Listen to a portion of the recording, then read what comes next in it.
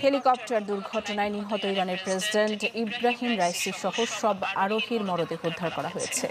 দাফনের জন্য মরদেহ নেওয়া হচ্ছে পূর্ব আজারবাইজান প্রদেশের তাবরিজে। প্রেসিডেন্টের মৃত্যুতে 5 দিনের রাষ্ট্রীয় শোক ঘোষণা করেছে তেহরান। শোক জানিয়েছেন বাংলাদেশ সহ বিভিন্ন রাষ্ট্রের প্রধান। টানা 16 ঘন্টারও বেশি সময়ের অভিযান শেষে মিলল মুসলিম বিশ্বের অন্যতম ক্ষমতাধর নেতা ইব্রাহিম রাইসি ও তার সহযাত্রীদের মরদেহ। তাদের মৃত্যুর খবর আগেই নিশ্চিত করেছিল ইরানের রাষ্ট্রীয় সংবাদ মাধ্যম।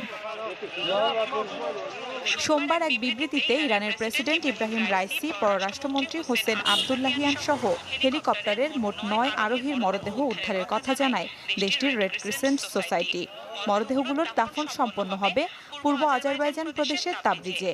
প্রেসিডেন্টের মৃত্যুতে 5 দিনের রাষ্ট্রীয় শোক ঘোষণা করেছে তেহরান।